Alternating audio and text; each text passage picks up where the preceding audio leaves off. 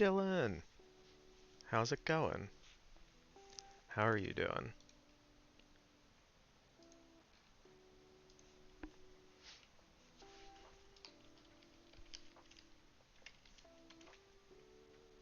Major! Hi, hello, how are you doing? Let me know if the music level and all the audio stuff is decent or if anything needs to be higher or lower, because I'm guessing.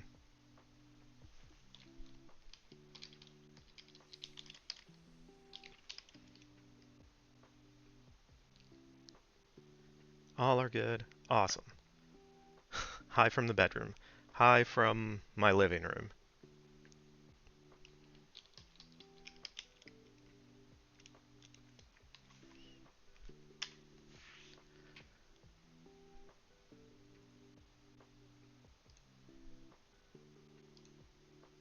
Okay.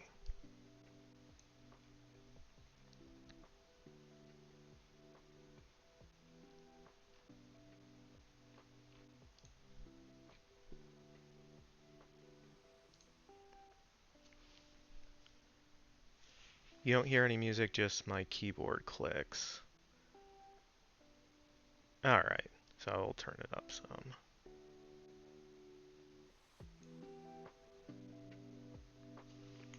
Vidsy! We're Sage. Hi, hello, welcome in. Um, we are gonna try just writing a new movie. Just don't forget to finish it before you start. Yeah. Yep. Um, yeah, so, the kind of idea I had for this and what I'm gonna try to do. Um, so for the stream, we're gonna start off with doing a movie-related puzzle, just to start off the stream with something fun and easy. And then we're going to start with kind of a loose idea of trying to figure out kind of the baseline premise for what we want the movie to be. Um, there is a Reddit thread called Writing Prompts, so I have that bookmarked. I have not looked at it outside of bookmarking it, and so we're going to go through there and see if any of those sound interesting and maybe use one of those. Um, yeah, those all going to be kind of figure it out as we go along thing. And yeah, I heard something. I don't know what happened, but I heard something. Um, and for oh, oh, giant emote, nice. Um, for the rewards, I added some new ones. Um, so there's kind of the standard ones like highlight message, big emote, all that stuff. Um, the next set that I have, I set them all at 540 bits. Those are all the other movie puzzles that we can do. So if we want to take a break at some point or whatever, someone can redeem those and we can do those. Um, and then there's also a couple of higher priced ones. One is called Studio Mandate, and basically if you redeem that, you can basically dictate something be in our movie. So I have a couple that I laid out that I'll get to before we start going, and I'll go over those. Weege, what's up? How's it going? And within reason, you can add something there. And then there's also one for naming a character. So tried to add stuff so you all can make my life more difficult by either making me do something you want or I don't know. We'll see what happens. Let me check back on chat. Can we get writing credits? So, the official answer is no. I did put something in the About section saying anything you write in chat I can use without giving credits, but I'm going to do my best if someone gives us an idea and I actually put it in there, put it into the script that we're going to try to credit that and try to keep a list of, who gave what ideas and stuff like that. So that's the answer to that. Yes, it has been a hot minute, Weege. Um, so before the holiday break, I was playing Fortnite with Major, and she asked me if I ever thought I was going to be streaming again, and I was like, oh, no, no way, because the only time I was streaming before was Genshin, and that was to get rewards in that game. But her asking that just kind of stuck in my head for a bit, and I kind of thought about, like, would I come back streaming something else maybe? And then I had this idea, and I was like, we're going to try it out and see how things go. So, we're going to try it out and see how things go. I am doing good, Weege. How are you doing? Hope it's not too cold up there in the Great White North. Your screen is only showing a quarter of the screen?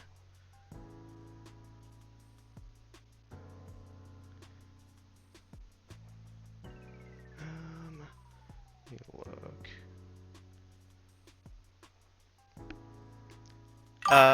It should be showing just the window for the puzzle, which is fine. Yeah, I have to start the puzzle because it's on a timer, so we only have 10 minutes to do it, and I want to kind of catch up on chat before we start it, but... Maybe have a redemption for a specific quote. I can make a spreadsheet. Yeah, we could do something like that. Yes, Major has all the good ideas. Screen is fixed, your iPad's being temperamental. Okay. Okay. Caught up with chat. Major says we're good. Disregard chillin'. Got it. Alright.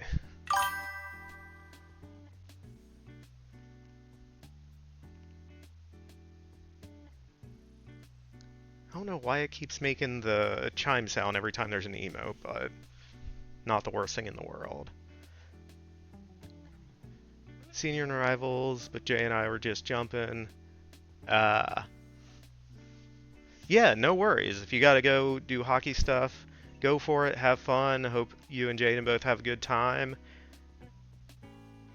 Yeah, and like I said, I plan on this becoming a full-length feature script, and so it is going to take a very long time. So yeah, if you can't make it for this one, my plan is to do streams on Tuesday evening, Thursday, and then either Saturday or Sunday. Just kind of depending on how the weekend's going. So we're going to try to do 3 days a week and about an hour or two each day, just depending on how much we have. Oh, Jaden's sick. That stinks. Ooh, he got an infection in his jaw. That does not sound fun. I hope he gets better soon.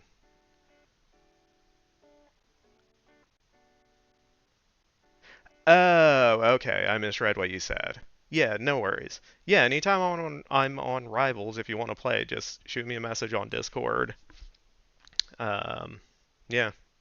New season's coming up on Friday. They just released a bunch of new stuff for it, so I'm excited for Deadpool to come to the game. Yeah, that's no fun, man. I can't even imagine. But like I said, I hope he gets better soon, and yeah.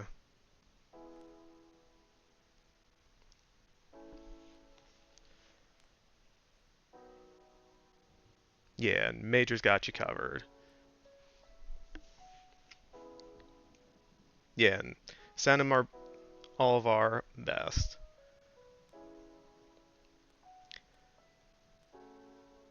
Alright, we're caught up. He's only eating soup when he can. Yeah, I have to imagine anything with the jaw makes eating anything not fun. Alright, let's start our puzzle up and see if we can get it done in 10 minutes. So the way this puzzle works, this red column is an actor's name, and you have to fill out the horizontal ones based on a role or movie. Oh, they added the awards back. And then you try to fill in the horizontal ones and then figure out what the vertical one is. But the vertical one is really the goal of it. Once you figure that one out, you can end it. Alright, so the Terminator, we all know this. Arnold, I'm just putting S because that's all we need, and I don't know how to spell his last name. 7. It's 4 and 4, so it's Brad Pitt. Which I'm guessing the first name is Steve, but let's see. Glory from 1989. I'm gonna guess Matthew Broderick. Oh no, not long enough. Denzel. Yeah. So it's Denzel Washington. Oscar winner for 1977. That's the year Star Wars came out. I'm bad at the Oscar winner for certain years. Like I said, I think the first name's going to be Steve.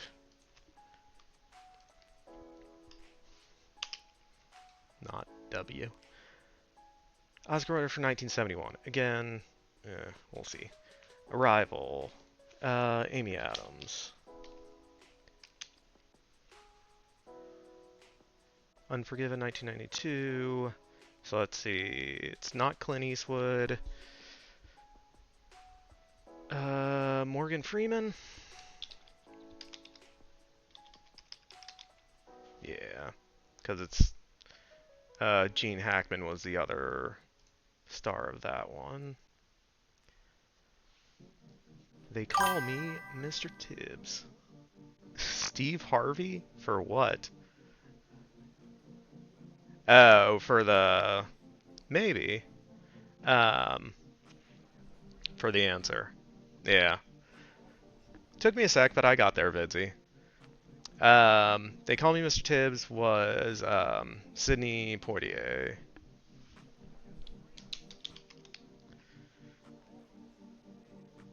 I like going through the entire list top to bottom first to see if I can figure them all out. Okay.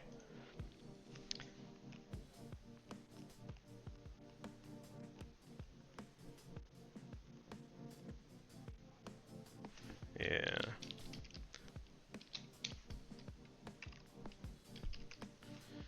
Yeah, I think you're probably right.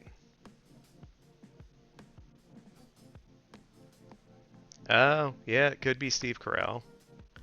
Devil Wears Prada, so it's not Anne Hathaway.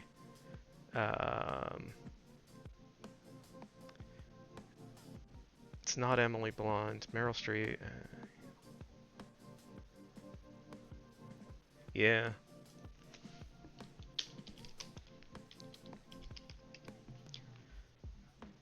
And I believe Major is right, like always. Well done. So our Oscar winner for 1977 was Vanessa Redgrave. Oscar winner for 1970, Helen Hayes. I honestly do not know who that is. And for 71 is Gene Hackman. So we got a decent amount of them.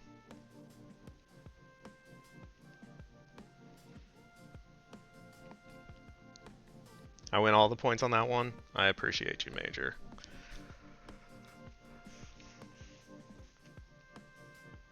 Yeah, that's our star words for today. Like I said, there's other puzzles um, we can do if people redeem them, but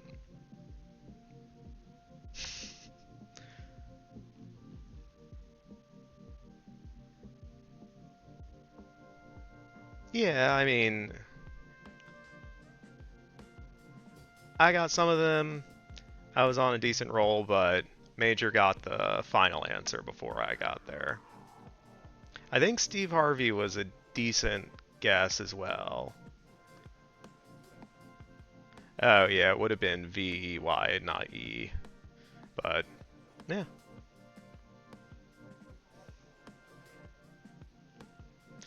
All right. So now we're actually going to get into some of the writing stuff. Screenshot that for posterity. Good call.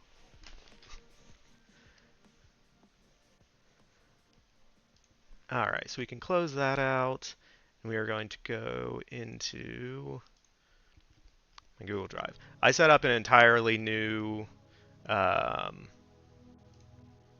Google account for this, so none of my personal stuff's in here. It's all this stuff, so yeah, it's all writing stuff. So as I said at the beginning, we have what we are calling our studio mandates. Yeah, yeah, yeah. Um, so this is the stuff that I came up with kind of on my own as I started thinking about this and kind of some of the baselines I wanted to try to adhere to, but obviously things can change. Um, so the things off the bat that we're going to try to aim for is that the movie should be a PG or PG-13 rating. That kind of eliminated a lot of the anxiety I was having about if someone we don't know comes in here and starts saying we should have, you know, super gory stuff or, you know, explicit sexual stuff, like that doesn't fit into the PG-13 rating. And that's not what I'm trying to do with this. So I felt like that is a good baseline of hopefully getting everyone on the same page about what type of movie we're aiming to make here. Obviously, if we start going through the writing prompts and stuff and we come across like a horror idea that we really like, that can change and maybe we extend it into an R rating. But for right now, we're saying most likely we're going to try to stay within PG-13 rating. So that means kind of not no profanity at all, but low profanity, and then obviously nothing sexually explicit. There are kind of exceptions to those, and I know what they are, so if we come across them, I can say yes or no, or we can look them up. See, I knew it was going to be one of you, Weed. Yeah, yeah. We are making a movie. Yeah, that's one of the kind of gray areas, Major, is the one F word. But there's kind of an addition to that. It cannot be referring to a sexual act. So you can't say in a PG-13 movie like, I'm gonna fuck your sister. But you can say, fuck your sister. Like, eh, it's a very, very, narrow line, but they actually have come out and said, like, that's the delineation between, yes, you're allowed that one F word, or no, you're not allowed that one F word. So, and then the other obvious thing is nudity. anything in a sexual context is a no.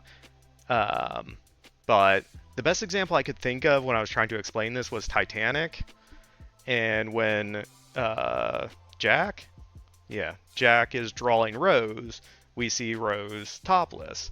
And the reason they were able to get a PG-13 rating and still keep that is because it was not in a sexual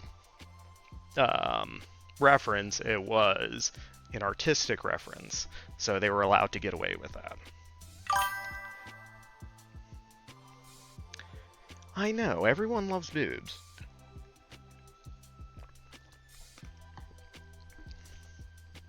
So that's kind of some of the guidelines we're trying to work with the PG-13 rating.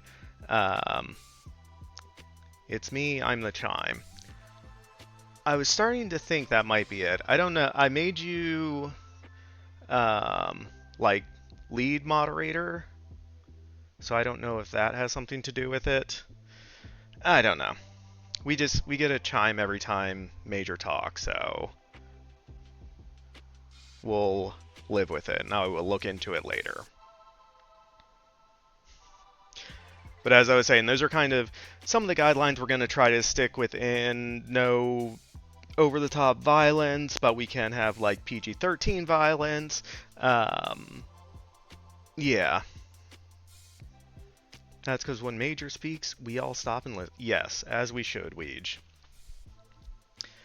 Alright, our next mandate is that our runtime, we're going to try to stick between an hour and a half, so 90 minutes, up to 2 hours and 15 minutes, which is 135 minutes, which is what I wrote here, and you can't prove otherwise. So that gives us a bit of wiggle room. We're probably most likely going to stay closer to like 90 minutes, but it really depends on what the premise is. The way my mind works and a lot of stuff I write on my own time tends to be more complex, and I like to make things more complicated. So that tends to make some of my scripts run a bit longer, but I usually end up around the 2 hour mark. And baseline for most screenwriting is 1 page is equal to 1 minute of screen time. It's not always exactly that, but that's a rough guideline. So we're going to try to hit around 90 to 135 pages when we're finished with this. And then the other thing, just for me, because why not, which I do in all my screenplays that I write, I have some role. Doesn't have to be the lead, doesn't have to be the protagonist, antagonist, whatever, but something for Brie Larson, because that's what I want. And I'm going to say that's my submission to the studio mandate. Also, as 50's editor, I can attest to the complexity of his scripts. Yes, thank you. Major has read 2 or 3 of mine. Yeah. I like to play with time and different stuff in my scripts, so yeah. This could get weird, and maybe not. We'll see. Yeah, so one of the characters at some point I'm going to have Brie Larson in mind for, so I'm just telling you now. That's just for me. And then I just put this in here because another thing I thought of that I want to avoid is if anyone tries to suggest anything involving real people. That's not something I want to get into. So I'm just putting this disclaimer, and it's part of kind of everything we're going to do in here. The events and characters depicted are fictitious. Any similarity, and like this is usually in all movie credits, so any similarity is purely coincidental. So if anyone wants to try to have something related to a real person, that's not really what we want, so we want to keep everything in the realm of fiction. And one thing I saw actually when I was looking this up is that they even put this disclaimer in like biopics, which are movies about real people. Unless it's about how amazing Reelers. Yes. But even then, we want her to play a character in the movie, not necessarily herself. But I just thought about how dark that could turn, and that's not something I want to deal with, so we're just putting that in there to stop it before it starts. I wonder who would play Brie Larson and Brie Larson. That's tough to say, because there probably wouldn't be one for a while. So, I don't know. And who knows, in like 20, 30 years, you might just. What they'll probably end up doing is just having like an actor that physically is similar to her, and they'll just like deep fake their face with hers. Which I have a feeling is coming sooner rather than later.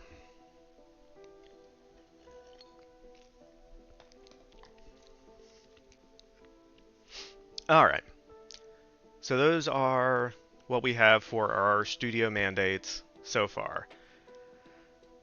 And like I said, there is a redeem if someone wants to add something on there. You get to be a studio exec and say, hey, my kid really likes German Shepherd. He's obsessed with them, so we want to have a German Shepherd in this movie, so you have to have a German Shepherd somewhere in this movie.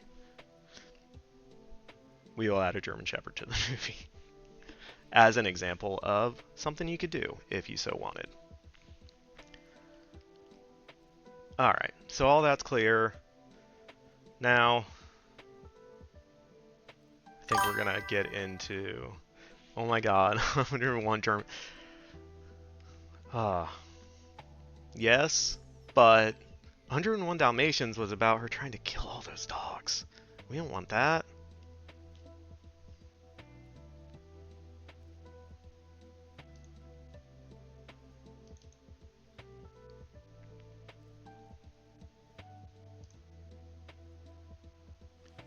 Alright, we can leave that open, that's fine. So, now where we're going to go. No, I just want 101 German Shepherds to reenact 21 Jump Street. Except for Brie Larson's character, she's still Brie Larson.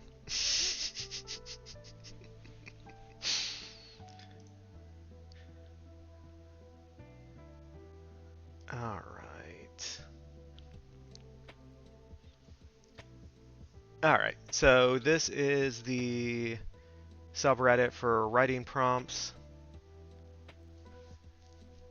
Brie Larson takes ownership of a Necronomicon and has to travel the world to unlock its secrets.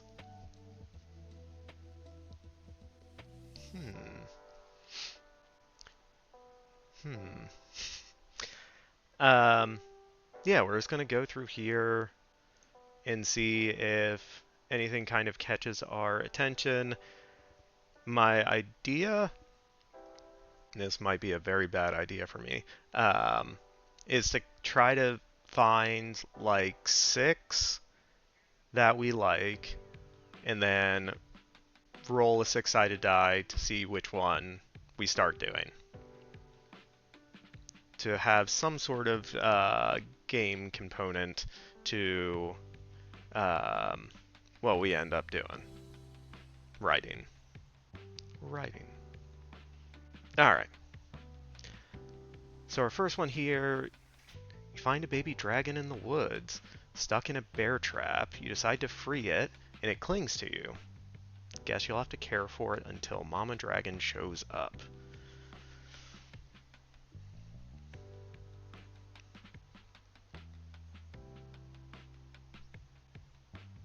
Anyone a fan of that one? I don't know. Let's see what else we got. Humans are beneath. You love that because you read Fourth Wing. I do not know what that is. I think that's the one you and Sage were both reading. Yeah, but I have not read it. I do not know what that is. And I don't know if this person was referencing that in some way. Let's see. The second one is humans are beneath vampires. You're just livestock to us.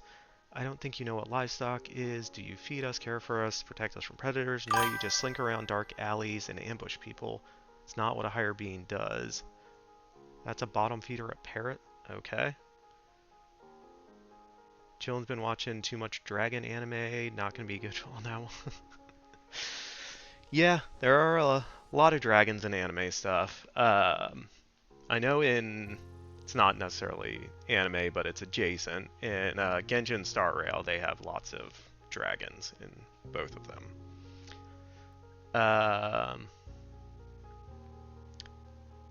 This seems more like a Bong Joon-ho idea of looking at the relationship between humans and vampires, and are humans just livestock to vampires, or do vampires have an obligation to care for humans?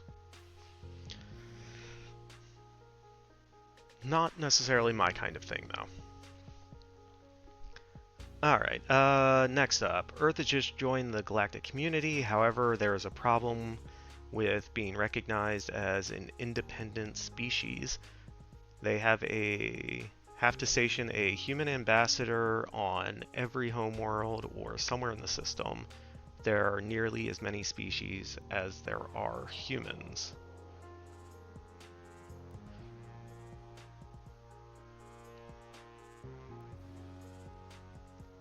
That sounds too... That's too much.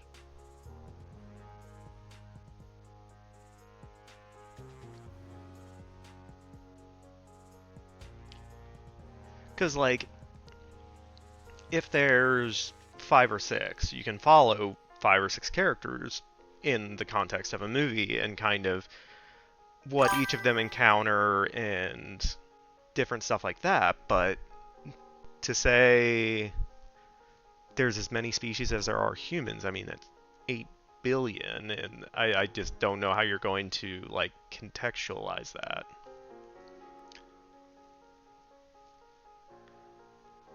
Oh, you got hit with ads. Oh. Yeah. My bad, Major. Yeah. I feel dumb because I told you to end your subscription and then decided to start streaming a couple weeks later. I'm sorry. That's my bad. You didn't miss anything. I'm just continuing to read through stuff. We need giraffes. Yeah.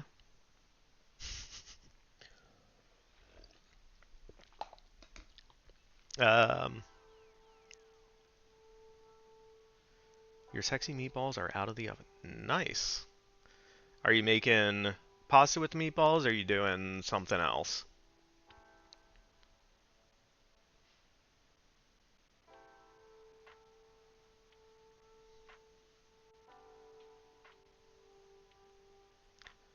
Alright, let's read the next one. You joined a cult some years ago. You have been considering looking for help escaping. Suddenly the cult leader expels you, not for any sins, but I just can't stand you. You're so annoying and ugly. Get out of my... What the... Chicken parmesan, meatballs. Oh, okay, so they're chicken parm meatballs for meatball sub. Nice, that sounds very good.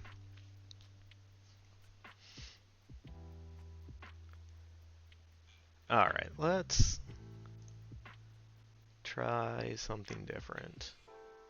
Let's go to the top ones.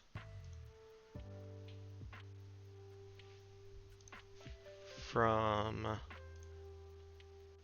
last year? Maybe that'll give us some better stuff. Alright, elves realized ages ago that due to the lifespan difference between them, humans will eventually forget reasoning for various treaties and break them, so it's understandably shocking to the elves when they discover some long forgotten treaties in their own records that humans never broke.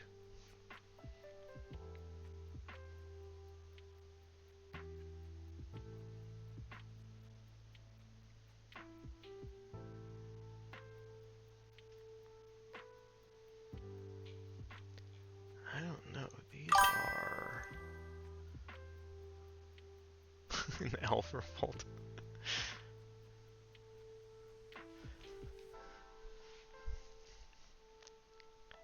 Alright, let's try at the top all time and see if that might find something better.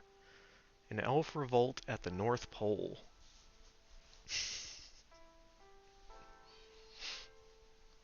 Is that not already a movie? No, not that I can think of. Sounds like that should already be a movie. Let's see. The year is 1910. Adolf Hitler's pass. Guess who's back? Guessing Janu? Hi, welcome back. Back again. Janu's back. Tell a friend?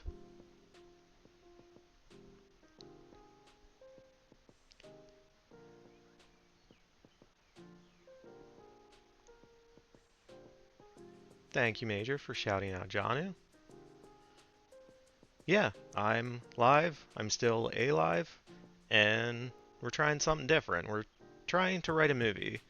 Um, yeah, right now we're just trying to come up with kind of the base concept that we want to try to work with. So that's what we're doing right now. But hi, welcome in. Let's see, you lost your sight along with everyone else on Earth in the Great Blinding. 2 years later, without warning, your sight returns. As you look around, you realize every available wall, floor, and surface has been painted with the same message. Don't tell them you can see.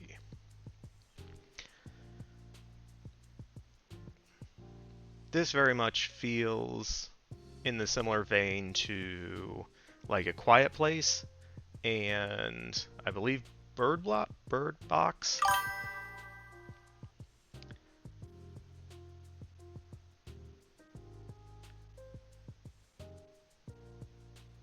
Um, yeah, it definitely feels like it would go more in like a horror direction. But I think this is getting... It's...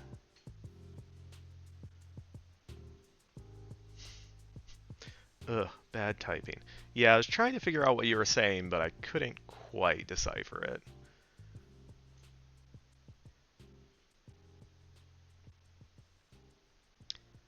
The year is 2038. Net neutrality has been dead for almost 2 decades. Oh. Yeah. Oh, net neutrality. If only. I'm tell you what I'm gonna do, Mr. Bond. Yeah, we're not writing a James Bond movie. Yeah, no. It's 3 a.m. An official phone alert wakes you up. It says, "Do not look at the moon." You have hundreds of notifications. Hundreds of random numbers are sending. It's a beautiful night tonight. Look outside.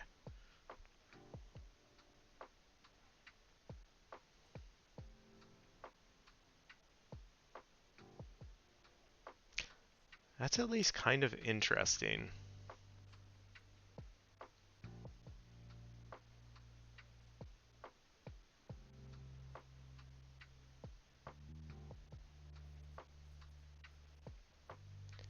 I'm gonna copy this.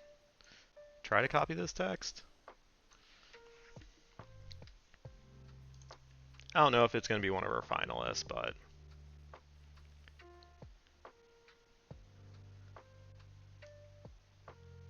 okay, we don't need any of that.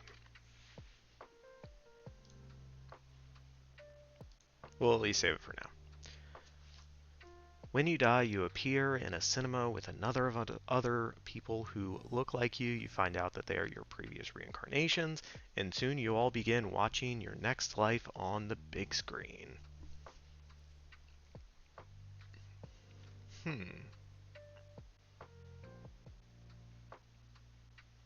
Now these writing prompts are starting to get a little more interesting.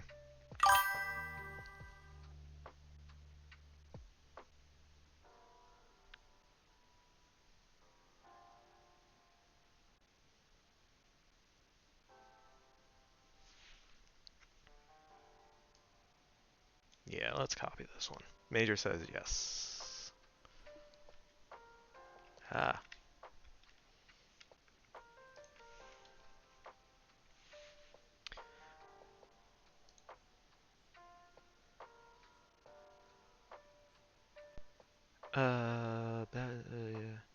That ever anime reincarnated into another world plot? Every Oh, that's every anime reincarnated into another world plot. Gotcha. Yeah, I like. Hmm. I have a. I don't want to get too deep into that, but yes, there is a lot of anime stuff that deals with reincarnation. I have ideas about reincarnation, the idea of mechanics that I find interesting.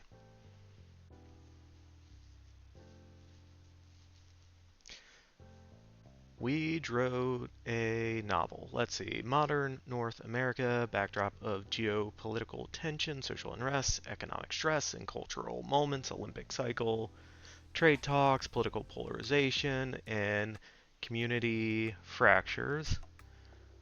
Eliza Moreno, 32, a devoted public library assistant in her mid 30s, trying to make sense of the life after personal setbacks, student loan debt, a crumbling relationship, and caring for her aging mom. That sounds like a very brutal, um, contemporary ChatGPT prompted. Oh. Another thing with this, we don't want to use any AI.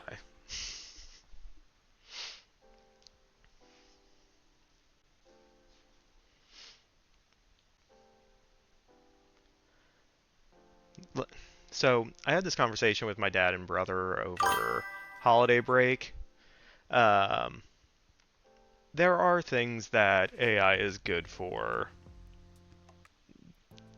Doing repet things on repeat, doing them quicker, um, being a tool for people to be able to do certain things better, more efficiently. But I do not support AI as a replacement for people, especially in creative spaces. And because we're trying to do something creative, I want to try and stay away from AI. So, yeah. Let's move on to the next one. Human mind is far more creative than AI could ever be. Yeah, so the thing with a lot of how AI works is just kind of remixing what already exists, what's been fed into it, and the decision of what's been fed into it, what hasn't, can determine what the ultimate outcome is. And in some regard, people can be kind of the same way, you know.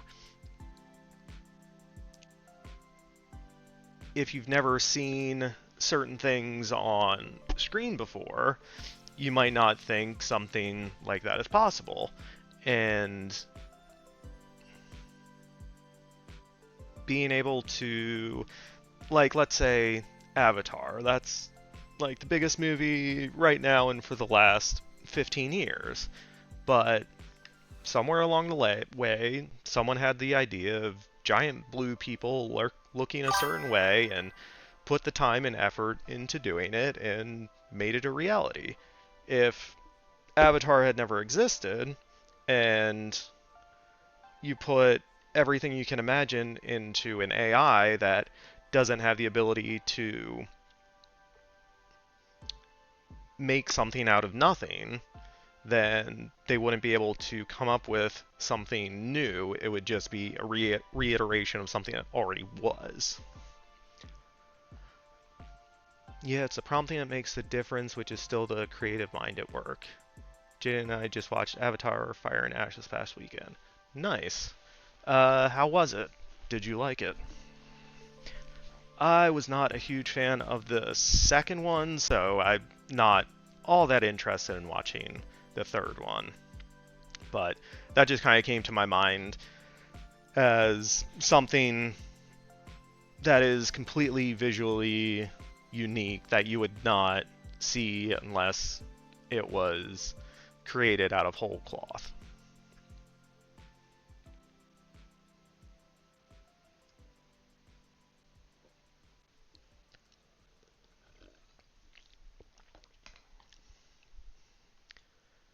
Okay, sorry, got off on a bit of a tangent there. Let's see. You hire a female prostitute, tell her to meet you at a fancy restaurant, and ask her to pretend to be your colleague from the bank. You hire a male prostitute, tell him the same thing. You sit at a table next to theirs and listen to their conversation.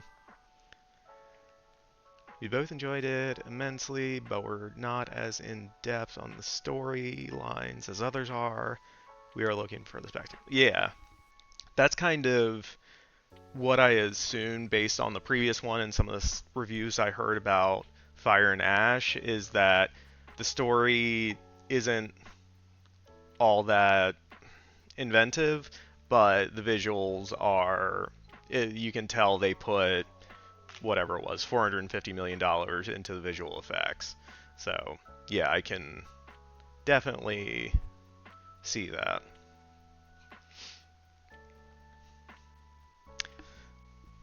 So that's kind of an interesting one.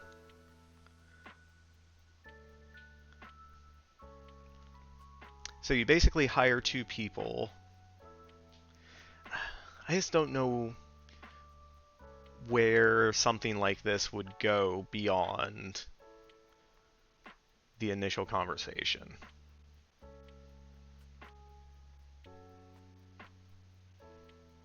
But I think it kind of has an interesting kernel, but I don't know if it's enough to build an entire movie around. Let's see. Every country has ninjas, but the world only knows about Japan's because theirs suck.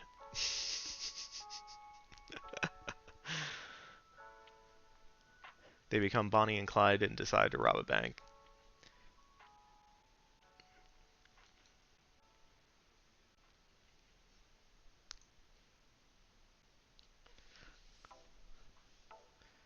Yeah.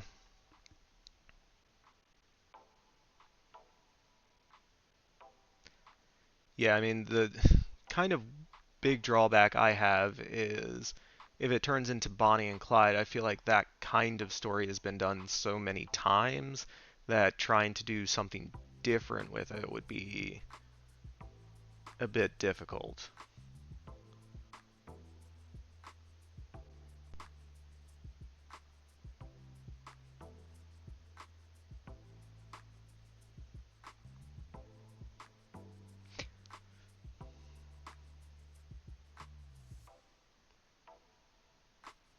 Yeah, sorry. Just thinking about it. If I ever get quiet or don't say anything for a little bit, it's probably because I'm just trying to think out something rather than trying to talk it out. So, yeah. Uh, yeah, that's whatever. Um, Humans once wielded formidable magical power, but with over 7 billion of us on the planet now, mana is spread far too thinly to have any effect. When hostile aliens reduce humanity to a mere fraction, the survivors discover an old power has begun to reawaken once again.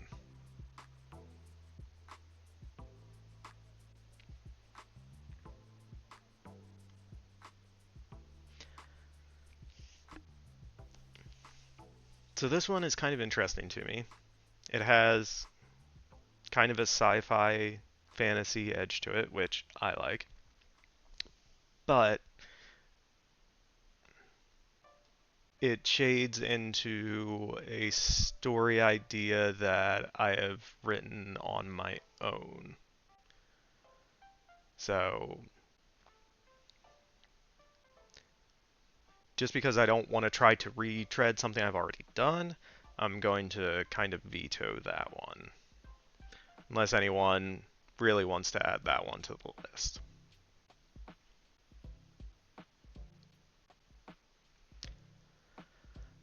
Let's see. On to the next one.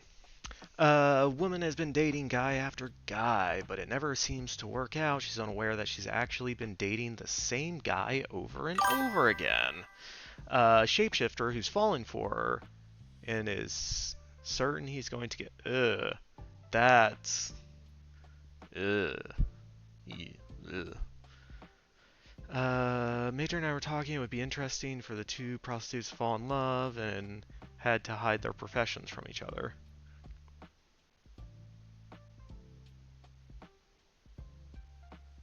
Yeah, that would definitely be taking it in a very different direction.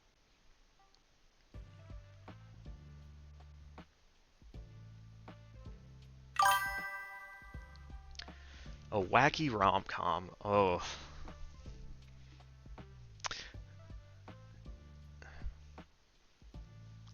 So I don't think I've ever tried writing a rom-com.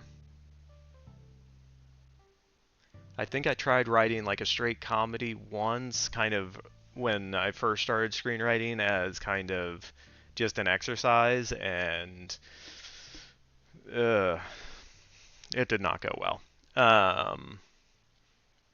That all to say, rom-com's not really my writing preference, but um, if you all want that, we can add it to the list.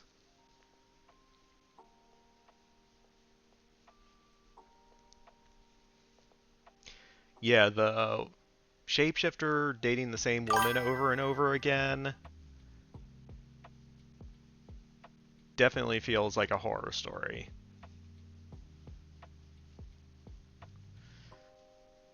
Hell no, oh, rom-coms suck. uh, I would say a lot of modern ones do because they are so formulaic. Um, I've actually started over the last couple of months going through a series of books called 1001 Movies to See Before You Die. Um, and I'm going through it chronologically. So watching movies from the 19 teens, I think, is their first entry onward. Um, and getting into like the 30s and 40s, there are actually some really good rom-coms that have been kind of forgotten about. So there's some good ones, just like I said, some of the modern ones I think have gotten a bit too formulaic. Um, Last decent rom-com was You Got. Wow, that's what, early 2000s, late 90s. That's a lot going a while back.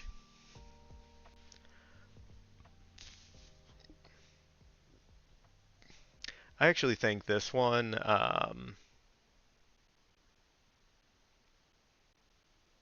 would be good by Emerald Fennell, who did Promising Young Woman. Turn this into a horror story. I think that would be very interesting. Let's put Shapeshifter in the pool. All right.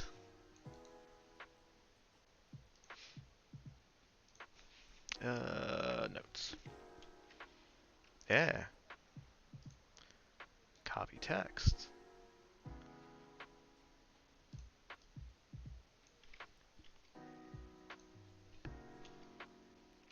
Okay.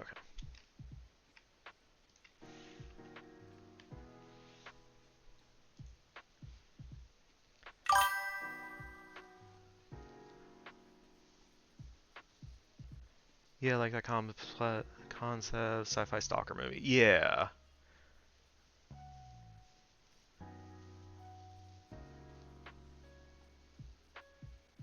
Yeah, for me, I would need to build out some more stuff, but kind of that basic idea, like when I read it, like gave me the icks.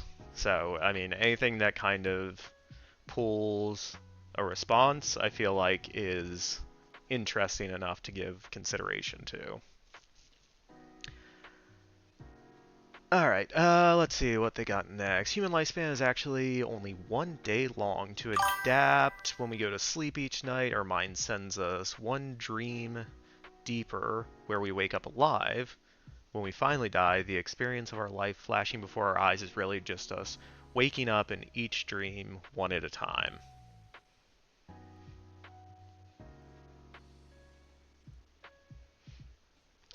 What if the shapeshifter wasn't?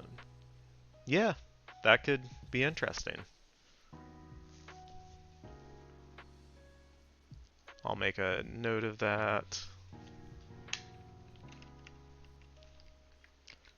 Um,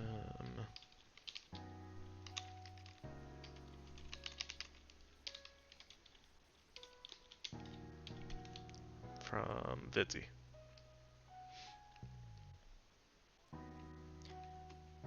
An immortal shapeshifter.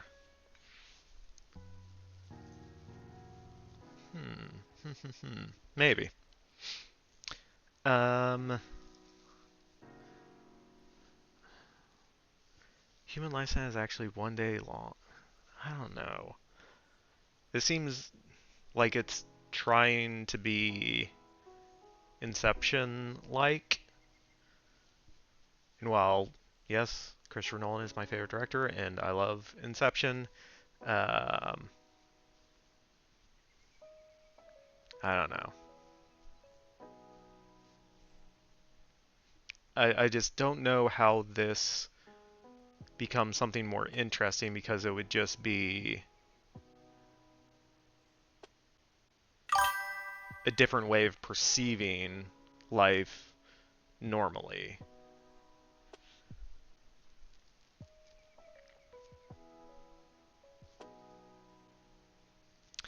We're making it into a time traveling where you build the story. She dies, then 100 years passed, and he's still alone, but one day finds her again. I don't know, I like stories like that.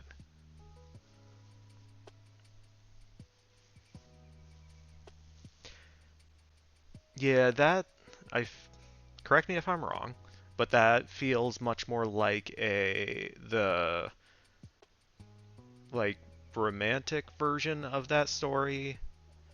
Whereas, at least when I initially read it, I took it as a very creepy premise.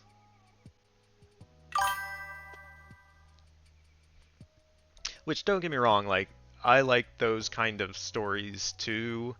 Um, I just don't know if that one is it.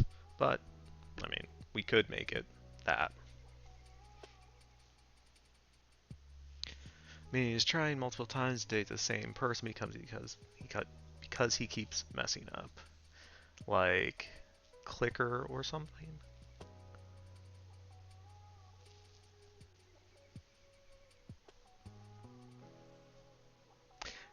I guess I read it. I took it differently when I read it that she was consistently rejecting him, not that he was messing up.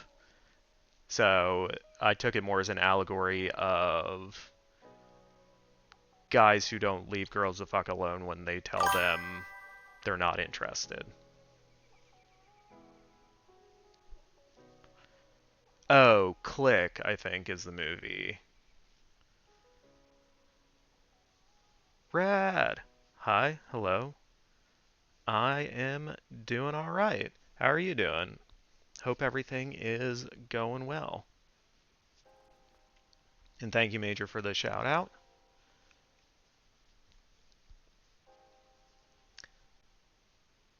You're hanging in there?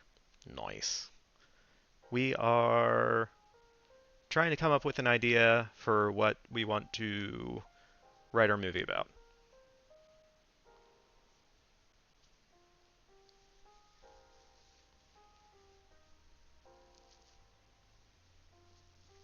Um, so yeah, Vizzy, I think both versions of that story are viable. I just think they're kind of where my mind initially went to where your mind initially went, and they were just two very different paths. Whatever it is, the setting is a pizza place. Yep, we are. We're using not copyright-free music, lo-fi. So yeah, we are chilling in a pizza place. I was hoping more coffee shop, but pizza place works too.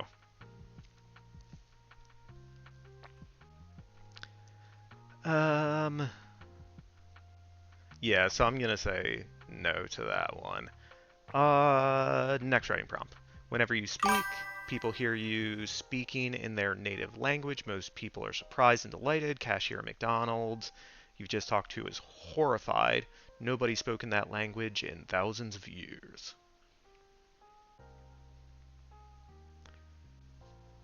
You're unlocked.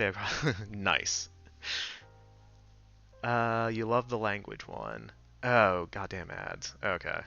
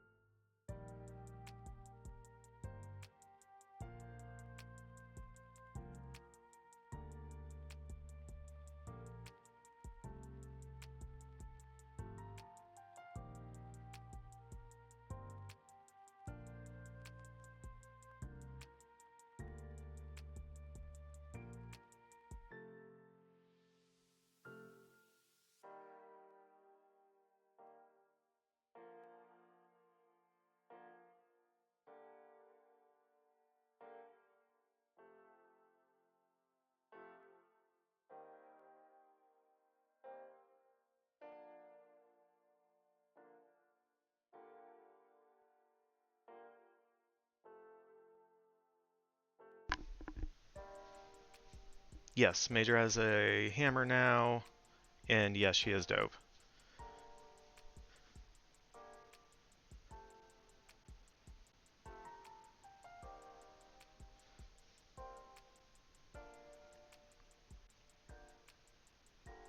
Oh. I deleted some commands. I didn't think I deleted any of yours. Ugh, my bad, Major.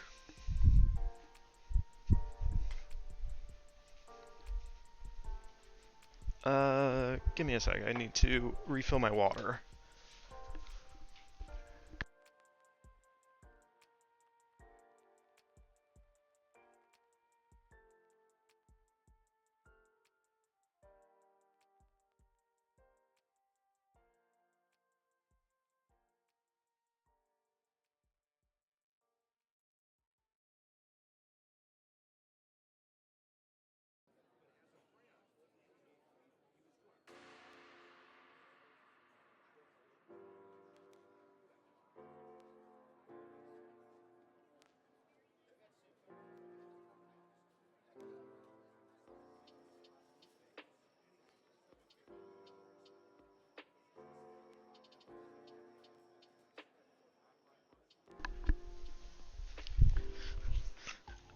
Sorry, Major. I was going through all of the stream commands, and I thought I just deleted some of the ones that I didn't think we would use again, but I might have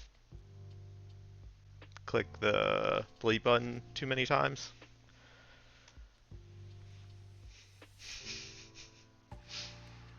Pineapple? We had a pineapple?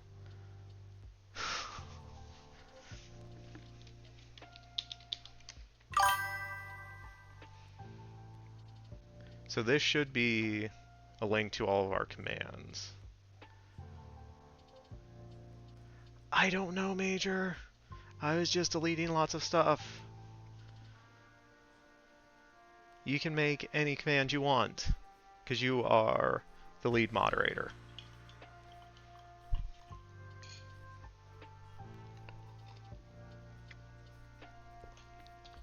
I deleted all the good ones? I'm sorry. I'm a bad streamer. I'm sorry, Major.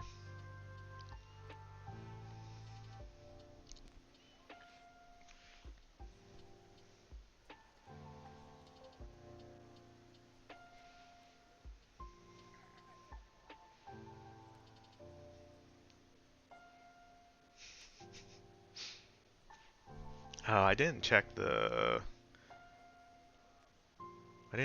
link. Hopefully it works. Yeah, don't let Fiddy tell you what to do. Only listen to Major.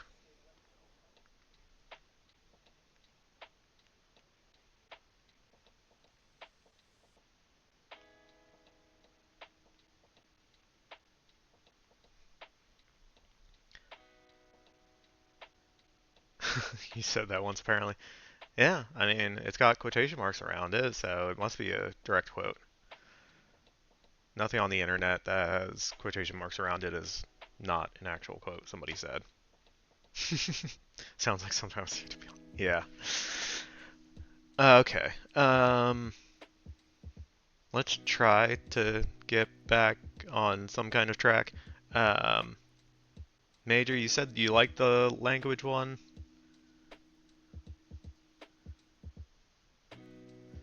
Add command, yes. I approve of that command.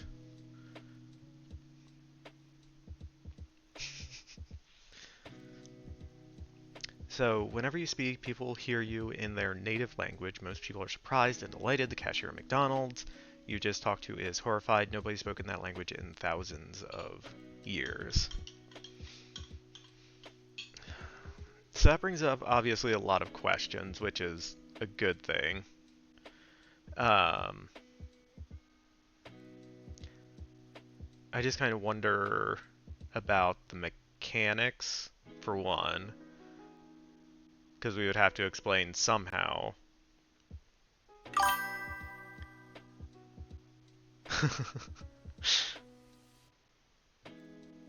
Nice.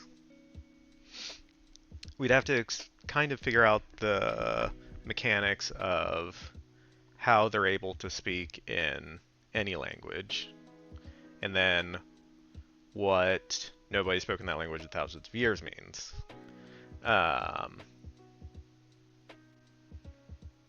Could be hundreds of years. Yeah.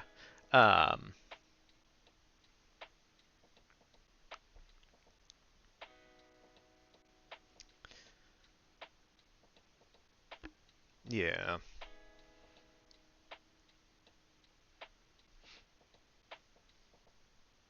Yeah, obviously, in any of the details that are specific, like you talk to somebody at McDonald's, we're not gonna...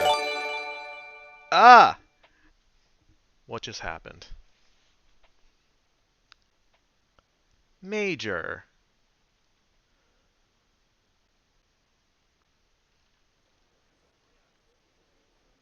Major is the best.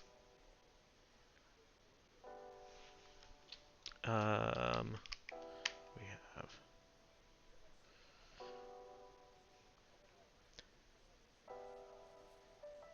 Yes. Major's in charge. Hey, Peter Parker. You got something for me? Hey, Peter Parker. You got something for me? Hey, Peter Parker. Why is that playing 100 times? Hey, Peter Parker. Oh, it's You got going through something for me? everyone.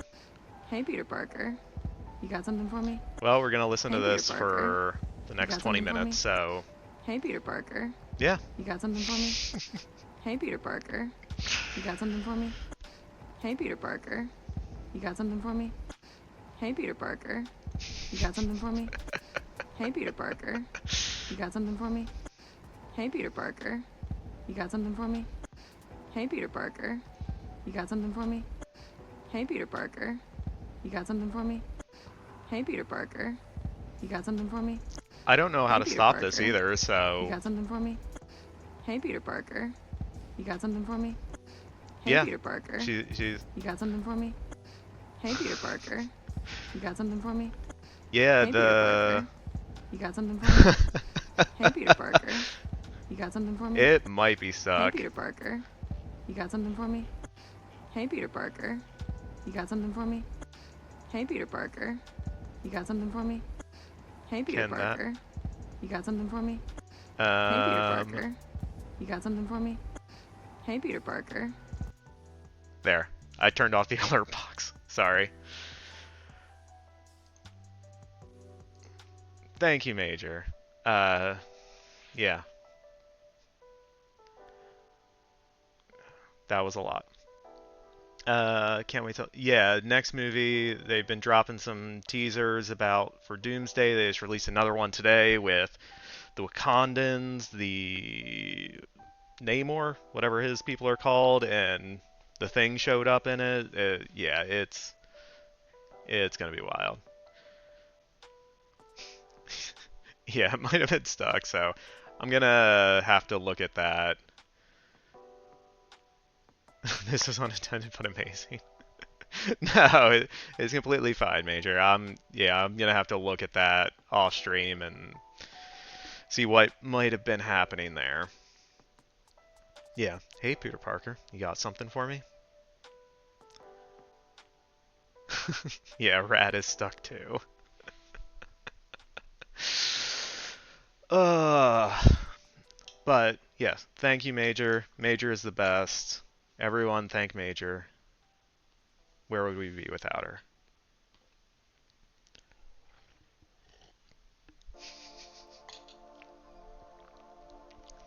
Yeah, I think Rat is stuck. We might have to turn him off and turn him back on again. Ooh, that sounded worse than I thought.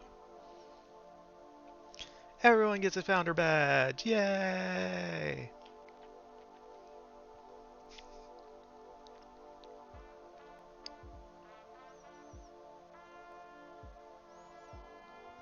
Alright, Major, if you really like the Nobody Spoken That Language in Thousands of Years one, I can add it to the list. Um, I'm kind of on the fence about it, but I want this to be as much all of yours as it is mine. Alright, we got 2 yeses.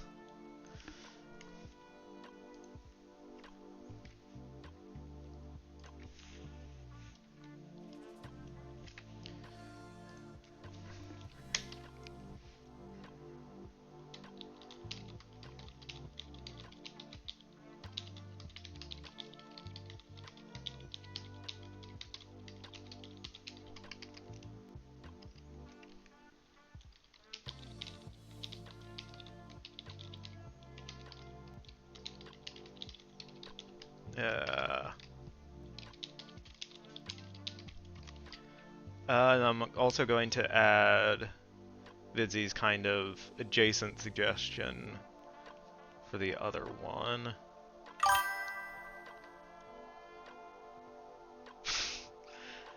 Oh, rad. So Vidsy, you can kind of correct this if you meant something different, but the kind of way I interpret it is if it was the woman dating the same guy. If it was to be a romantic version, could be an immortal shapeshifter trying to find the woman at different points in history. Rad. Alright, that's someone bragging that their story actually that one is a creepy version, it should be Steampunk City. Sounds good to. Okay, cool. Alright. Your ability to see people's age in years as an invisible number above their heads has made you the perfect bouncer. One day, you see a 4-digit number.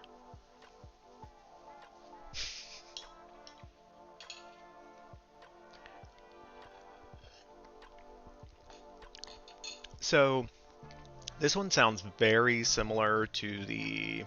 I haven't heard anyone speak that language in thousands of years. It's a everyday blue collar worker coming into a larger supernatural world.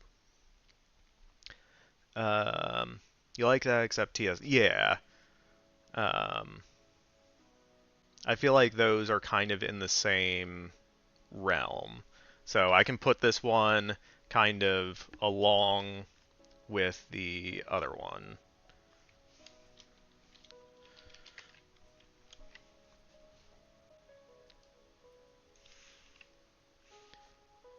Yeah, either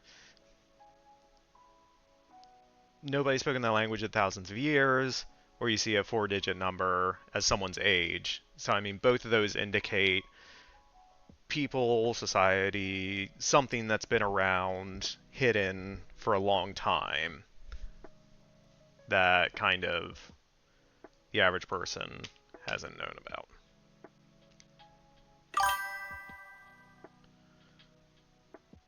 Okay. You're Barack Obama. Yeah, we're not using real people, so, I'll read this one, just see what it is, and it might be a fictional president. You're Barack Obama, 4 months into your retirement. You awake to find a letter with no return address on your bedside table. It reads, hope you've had a chance to relax, Barack, to pack your bags and call the number. Oh, but pack your bags and call the number below. It's time to start the real job. Signed simply JFK.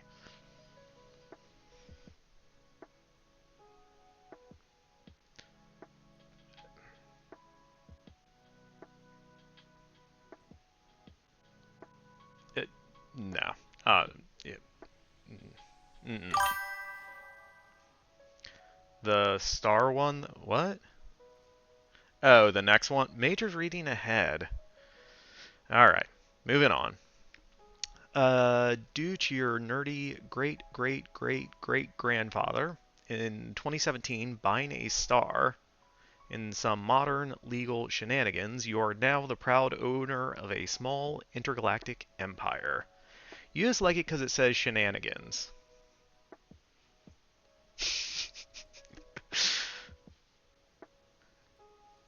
You're hooked on phonics, really. Uh,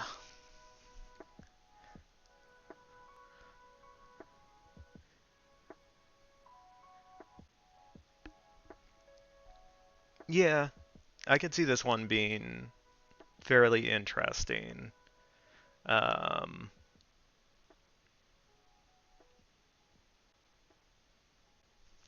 yeah. There.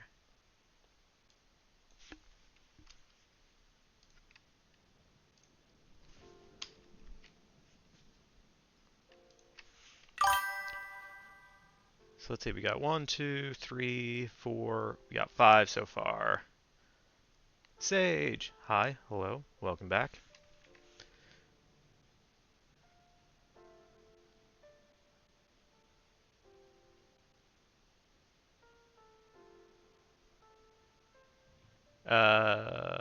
Yeah, you missed, okay, yeah, Major got you with the gifted sub, because Major is the best. So enjoy it. You get some, emotes and all the subscriber stuff. How many are we up to for prompts? I just counted 5. So, yeah, I figure we'll just keep going for a little bit more.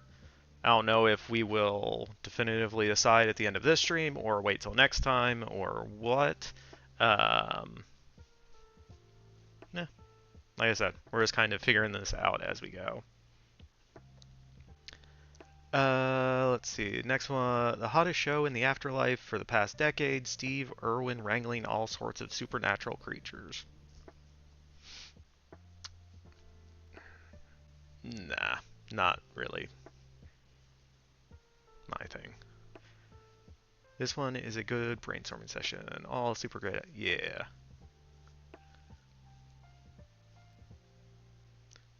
What are you vibing with, Major?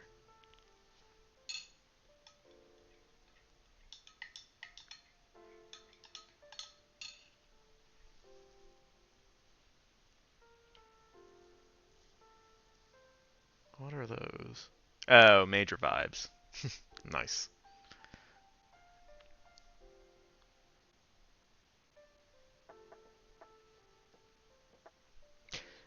Yeah, I never really watched Steve Irwin's show when he was alive. Like I said, we want to try to stay away from things involving real people. And yeah, dealing with the afterlife and supernatural creatures, not super my thing. So, moving on.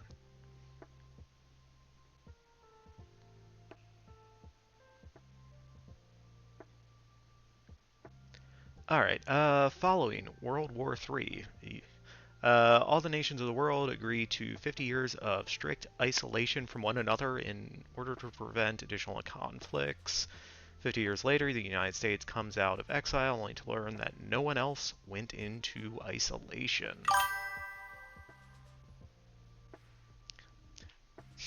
Am I gonna have to like crop this so you can't read ahead, Major? Um.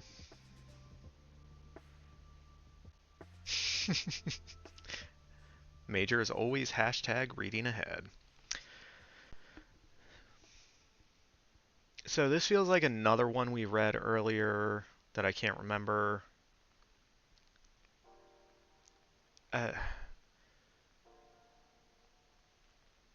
it feels like it would almost be like I don't know.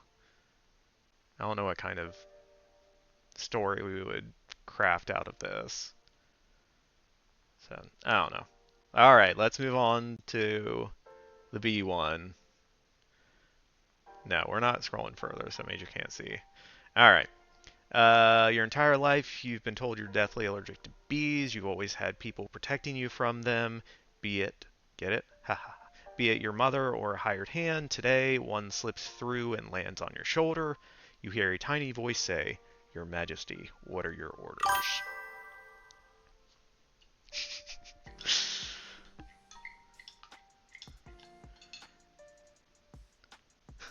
Major Agent is in trouble, but still super dope. No, she's not in trouble. She's just reading ahead.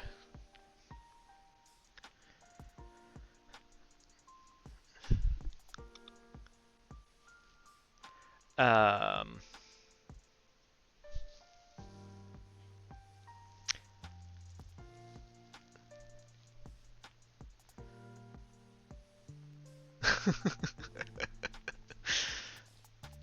not mad, I'm just disappointed. No, I'm not disappointed. Yeah. Um, so this one I would only lean towards no because there was a movie, geez, probably 10 years ago at this point, sometime in the middle 2010s, called Jupiter Ascending, from the Wachowskis, who also directed The Matrix. Um, but one of the elements in there was the main character found out she's a secret space princess and can control, I believe, bees specifically. Um,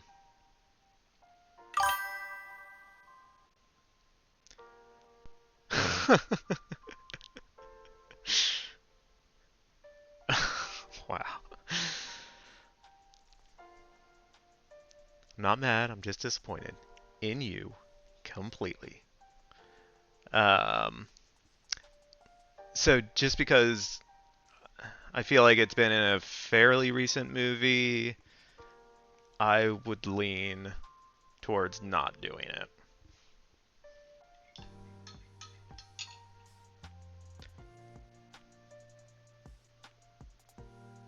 Unless you all decide otherwise and we add it to the list.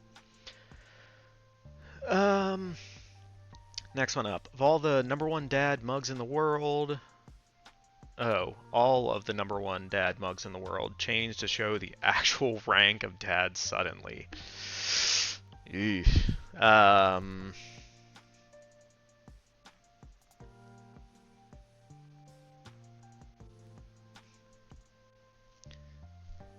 I feel like this is like a Judd Apatow midlife crisis comedy.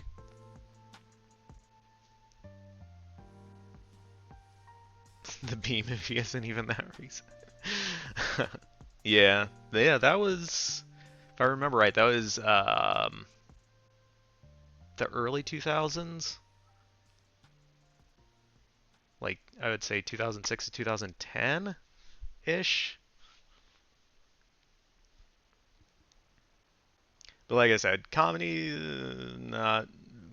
Eh. Be aggressive. Be aggressive. Anyway, uh, let's see. Off topic. All right. Oh, this is our first superhero one. A superhero fights evil by wiping memories of both the villain and everyone who knew of them, so that they can be reintroduced into society safely. Today, as you are going through old newspapers, you discover that you were once the world's most powerful supervillain.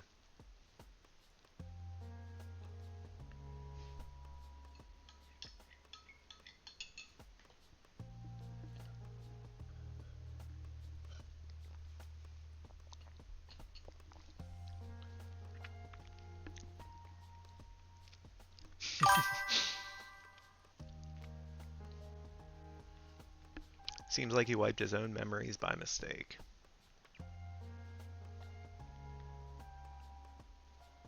Not into it. Let me get. So, the movie I thought of right away when I read this, it's not exactly this, but the movie that kind of came to mind was actually Captain Marvel, because a large part of that is she lost her memory and was abducted by the Kree, who told her they were the good guys, whereas she found out in the end they were actually the bad guys, and rediscovering her own powers. So I feel like I would lean, start to lean on that movie too much.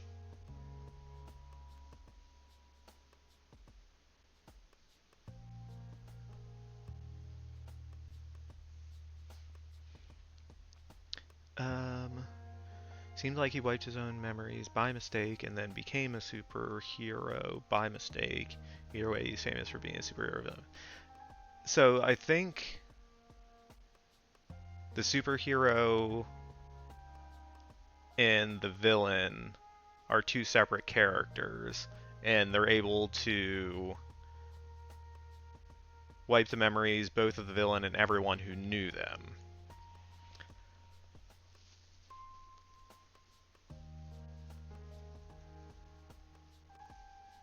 So, yeah, I think I'm with Major on this one. I think it's close to an interesting idea, but like I said, it's a little too close to something else already. But could be interesting. Uh, Earth is. Seems like there's a plot hole that would be hard to fill. Yeah. Yeah. Yeah, we'd have to work hard to kind of make sure there wasn't plot holes, and it seems probably more work than it's worth. Let's see. Earth is doomed in a matter of years, but you're bestowed with a mystical dagger that causes anyone killed by it to instantly resurrect on an alternate Earth that does not share the same fate. In one world, you're a revered hero. In the other, to be the most notorious serial killer of all time.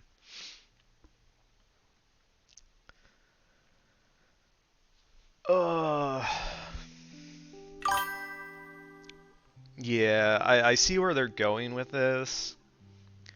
That the two Earths would be in parallel, and so killing people in one to save them would be killing people in the other to kill them. Yeah, that's basically it. Not quite rad. I don't know if you saw that movie. Oh, we're in an ad break. But everyone has subs now, so we can just keep going.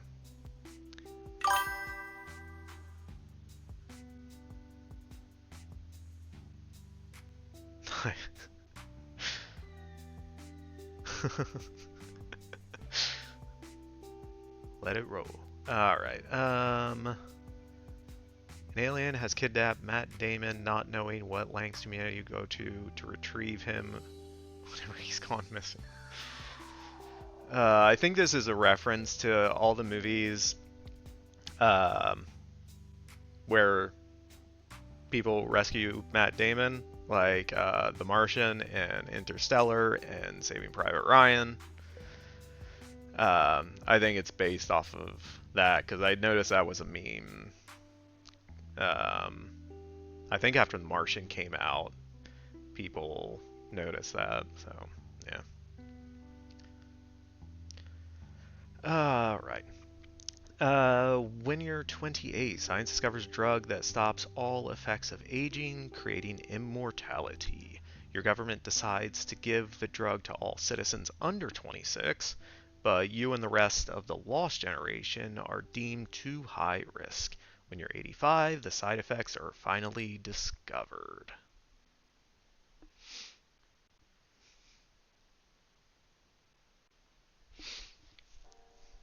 Hmm.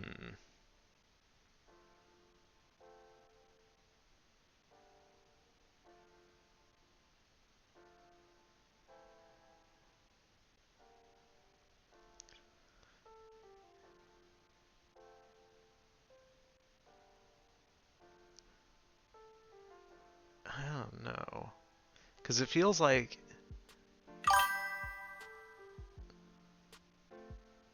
I feel like there's an Ashton Kutcher movie that's about to come out. It's about being effortlessly beautiful with terrible side effects.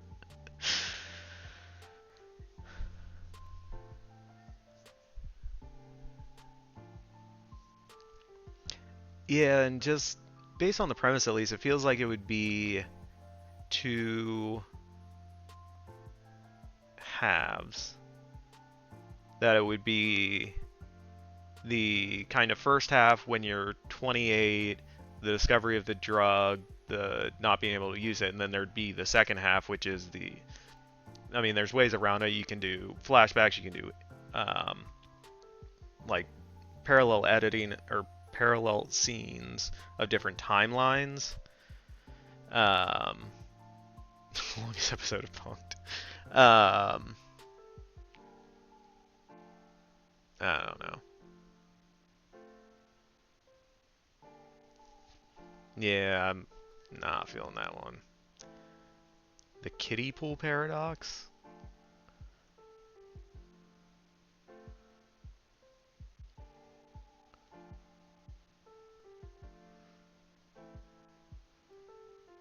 Oh, okay. The prompt is actually the video or the GIF. When they dive into the kiddie pool, they're teleported to what looks like the ocean. Vampires cannot enter a house uninvited. Turns out they invented. I can read, I promise. Invented welcome mats to bypass this rule decades ago.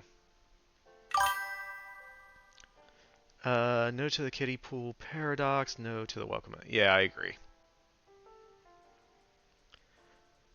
My German Shepherd has. Oh no. Oh, that's sad.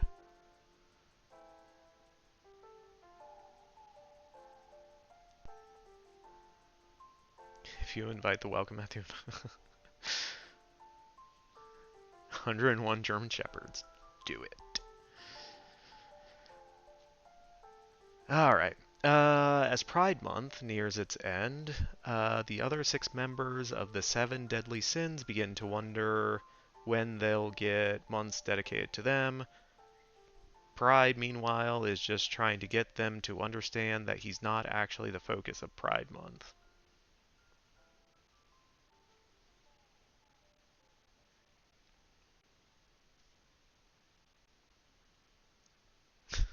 Gluttony Month is November.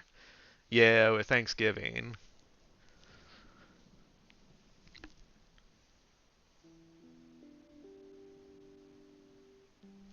I don't know. I feel like this is more of like a short form skit almost.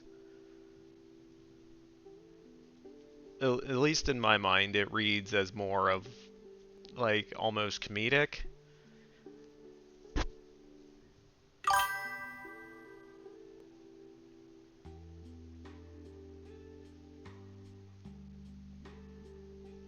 Yeah, yeah.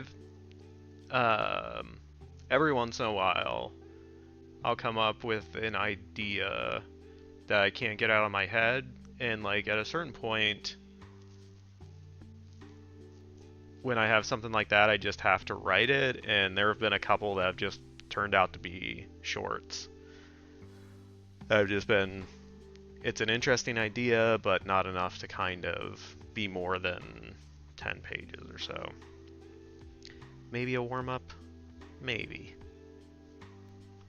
Maybe.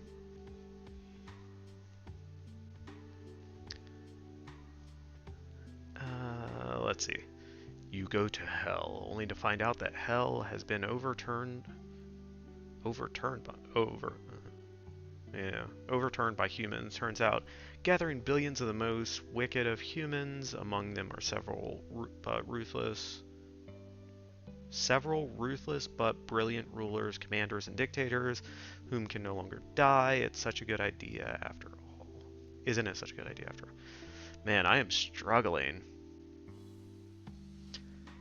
Fiddy is too tired getting ready for Sloth Month. Yeah, I might be. Yeah. Let's see. You never kill the spiders in your home. You just whisper, today you, tomorrow me, when you set them outside. Now, in your most dire moment, an army of spiders arrives to have your back.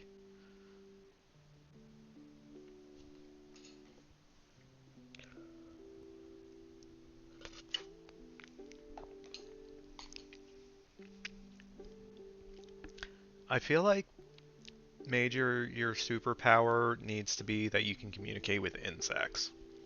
Because you like the bee one earlier, and you like the spider one here.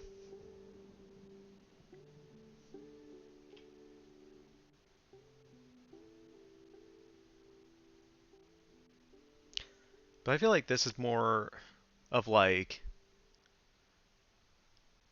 I guess that could be kind of like the end of the inciting incident. That the beginning could just be you in a moment of crisis, and then them showing up, and then exploring what the relationship is, if it was a one-time thing, or if it's like now you have a pet army of spiders.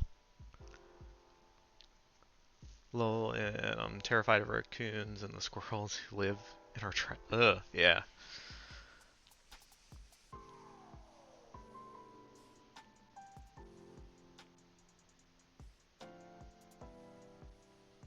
Yeah, we have stray cats out here and squirrels that are just like constantly running all over the place. One day time just suddenly stops for a short moment for you. At first, You tried to mess around, but after the 246th time it happened, you start to realize that your power is not stopping time, but being able to move in time, frozen by another person in the world. Squirrels are large and angry. The squirrels out here are like skinny. They're tiny squirrels. But you got Midwest, big hefty squirrels.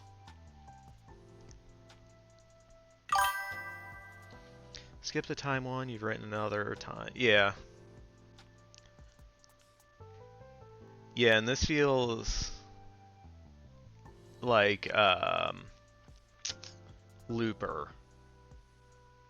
Hayden Christensen movie from, oh, jeez, 20 years ago at this point, where they find out they have superpowers to be able to teleport, and then they find someone else who's able to do it, and then trying to figure out who the good guys and bad guys in that. Vidsy loves a good sized squirrel. Just mostly like their big bushy tail.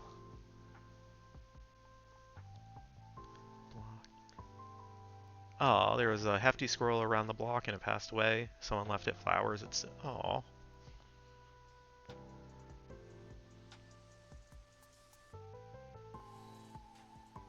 What the Yeah, I'm saying no to that. That's a no for me, dog.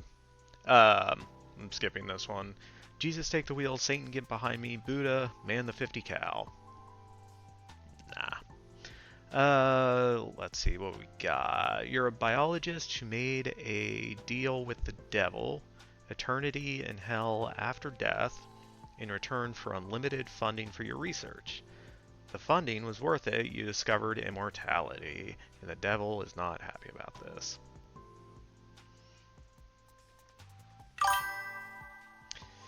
Yeah, I halfway through that, I knew exactly where it was going. Yeah. Your daughter has been begging you for a pony, and you told her write a letter to Santa. On Christmas morning, you find a fire-breathing horse in your front yard, and a package by your front door. Looks like she wrote a letter to Satan, and he delivered.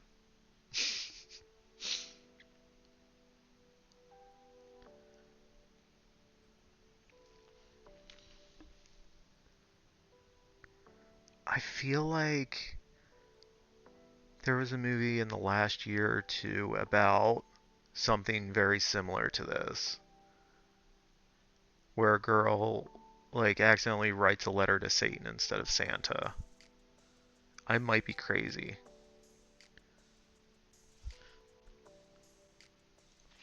Uh, we're gonna look. Movie girl writes to Satan instead of Santa.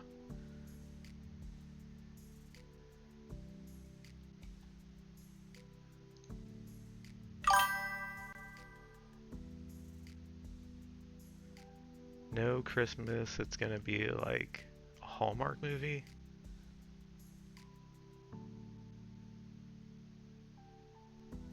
This is from the Philip. I don't think that's it.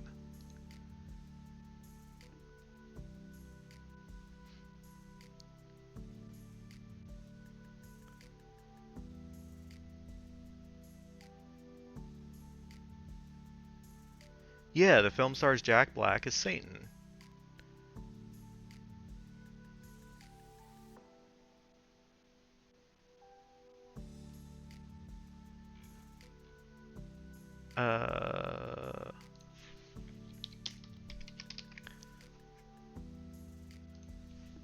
To Jack Black.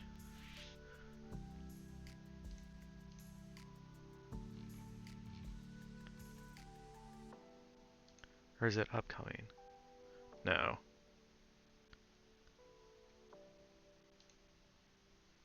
Yeah. This movie, Dear Santa, when a young boy, oh, it's a young boy, mails his Christmas wish list to Santa with one crucial spelling error, a devilish Jack Black arrives to wreak havoc on the holidays. I knew it was a movie. I am not crazy. Well, not totally.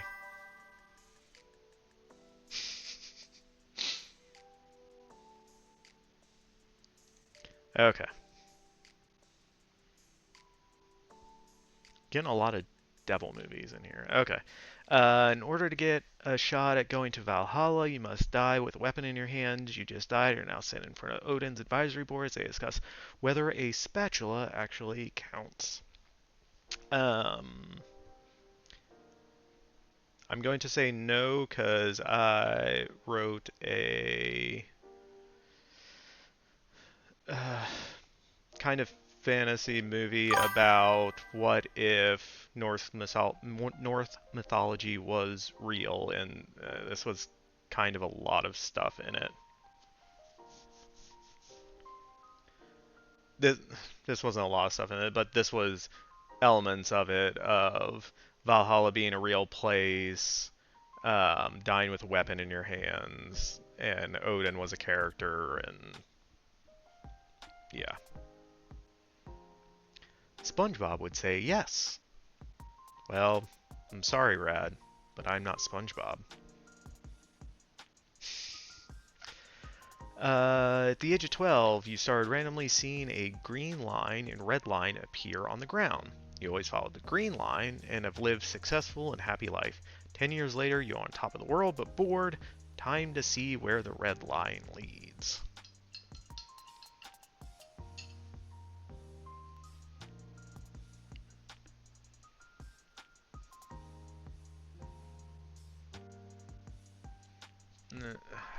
I'm not.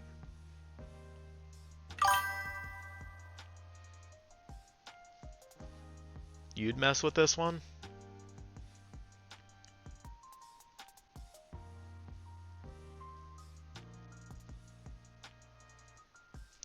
Like you'd be interested in trying to write it, or you have a different take on it?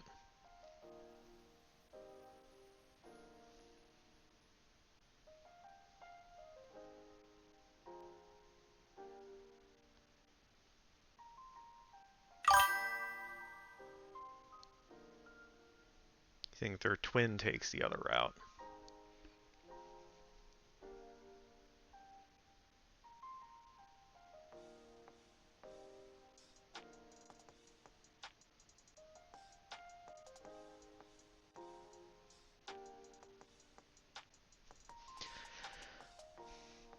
Okay, so let's play this out a little bit. So we start the movie off. We'll say each twin sees a particular color line, and they think it's just them, so they don't tell the other one. Um, One ends up successful, the other ends up um, unfortunate, unlucky, down on the luck, whatever. And then they would have to find out the other one also has a line.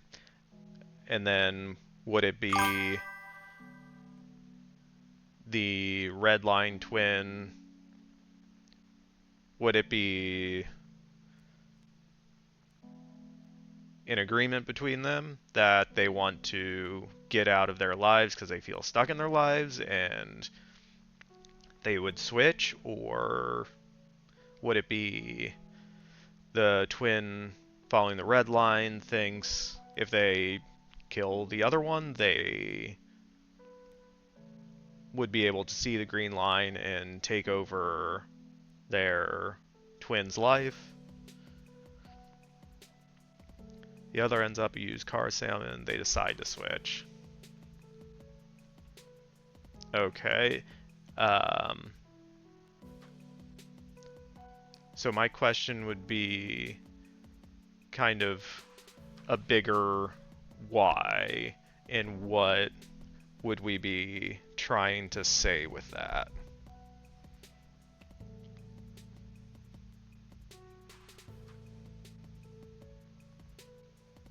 Because ultimately, like, if they both consciously decide to switch, then both of them would have to go through a process that forces them to confront a possible change.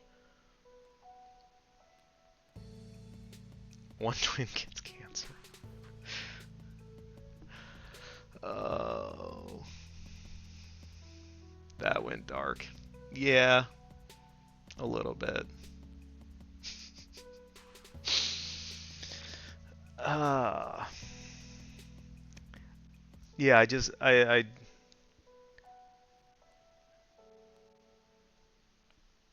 I can't play out, at least in my head, quickly enough what lesson they would be confronted with by going through something like this. Next. Alright. Major's the boss. You want a lifetime supply of Oreos when you were a kid. The apocalypse and collapse of civilization was 30 years ago, yet every month the Oreos are still in delivery to you, no matter where you are.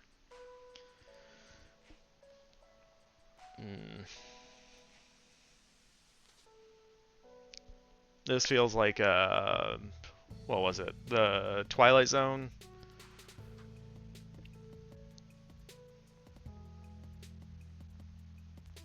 And it does kind of remind me of Zombieland, the fact that I think it was Woody Harrelson's character was trying to find Twinkies the entire time.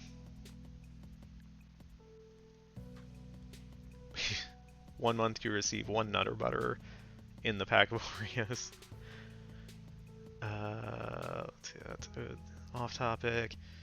We finally get men on Mars, and then they discover an old Soviet flag placed down decades ago. The Soviets won the space race, but for whatever horrifying reason, they didn't say anything.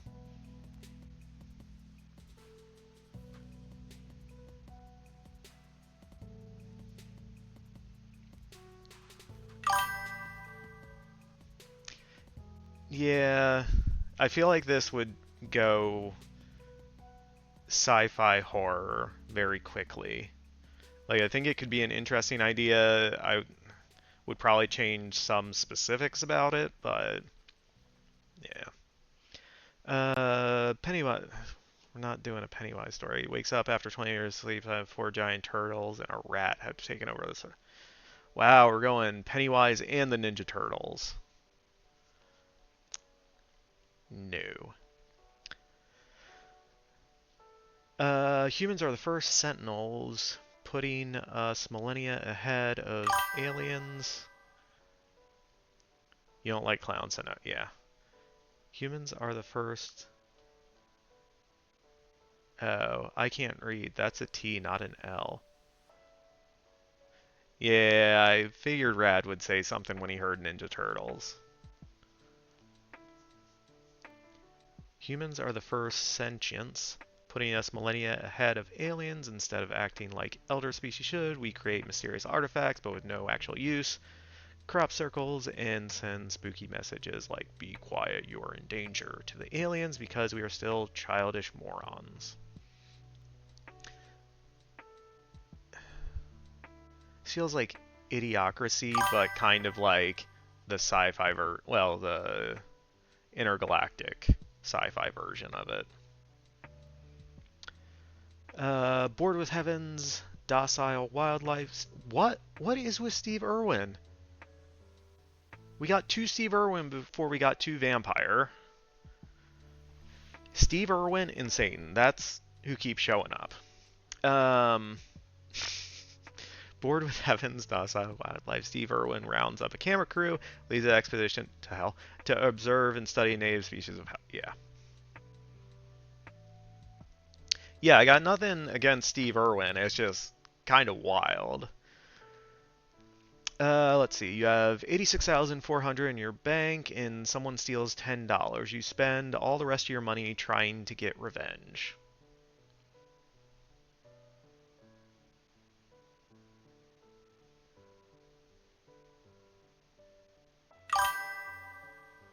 No?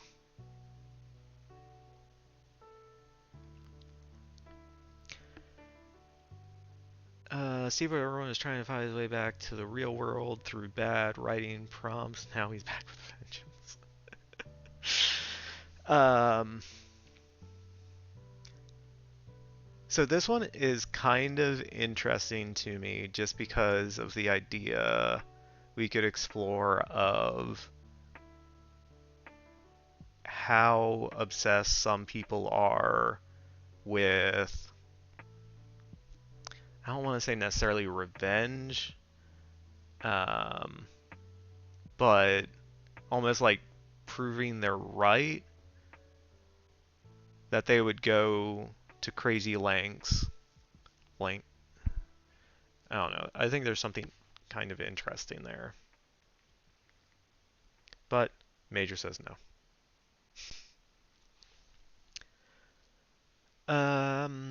From birth, your parents have done everything they could to stop you from going out during full moon. At the age of 16, curiosity overwhelms you, and you sneak out of the house during a full moon. You take a peek at the moon, and suddenly you turn into a log cabin.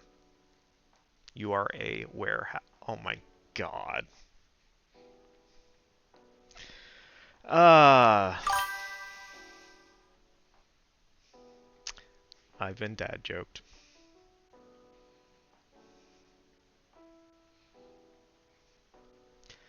After you die, you're handed a book about your life. You open it expecting a novel. Instead, you get a choose your own adventure book with all the decisions you ever made and every outcome they could have had.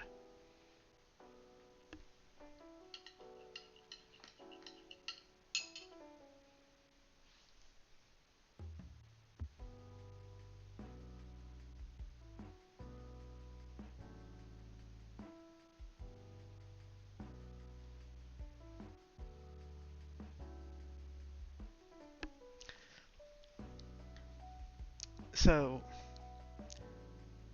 yes, but I also feel it's kind of similar to something I've written that you read that's all about imagining what could have been based on a few different decisions.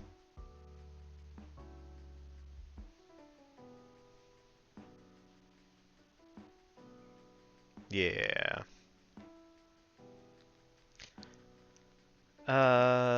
You're death, but in a post-apocalyptic world, only a few survivors remain, and you're doing everything you can to help them because if the last human dies, you die as well. The survivors can't see you, but they feel your presence and notice your effort. They started to call you life.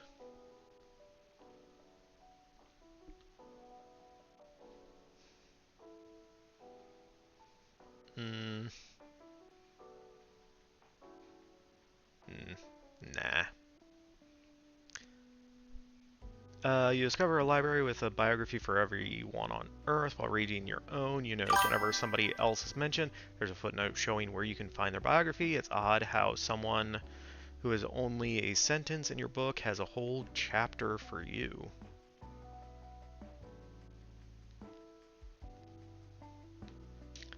You're obsessed with Hades and Persephone, so that one is a yes for me.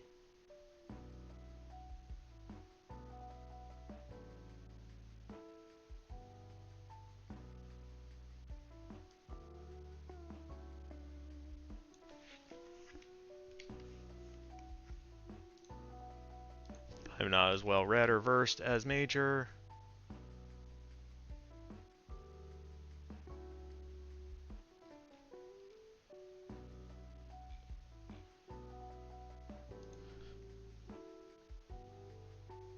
Ugh. Give me a quick summation. Ancient Greek mythology, Persephone.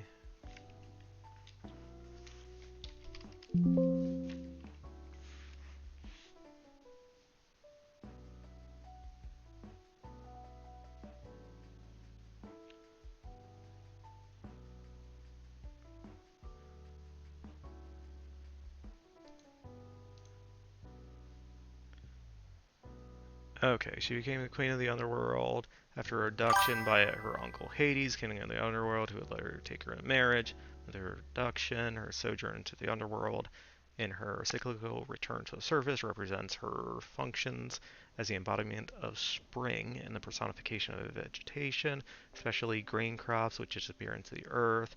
When sown, sprout from the earth in spring and are harvested whole year round. Okay.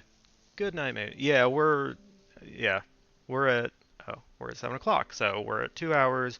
It is right about where I wanted to end anyway, so, uh, yeah, if you need to hop off, it's not sloth month yet.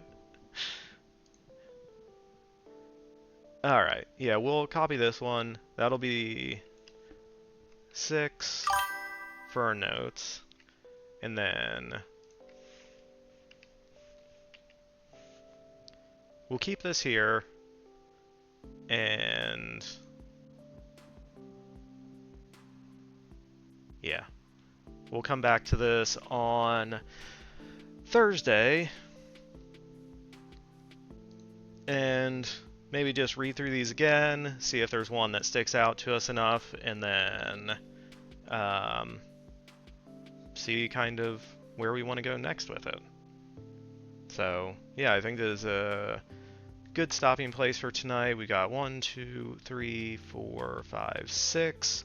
One's kind of a two-parter. Actually, two of them are kind of two-parters that are similar, so we will look at those next time and figure out what we want to write, where we want to go with it. But like I said, that's going to be it for tonight. Let me...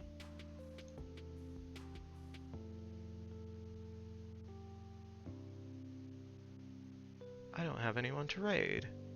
Yeah, if anyone has anyone to raid, let me know. Otherwise, yeah, we'll just kind of end it there for tonight. Like I said earlier, my plan is to stream again on Thursday around the same time, 5 o'clock Pacific. Yeah, and we'll pick it up next time. So, yeah, thank you to everyone for stopping by. Thank you to Major for everything. The subs, being moderator, being awesome person, and yeah, hope everyone has a good, what's tomorrow, Wednesday and Thursday and rest of the week, and hopefully I will see y'all on Thursday. Till then, bye!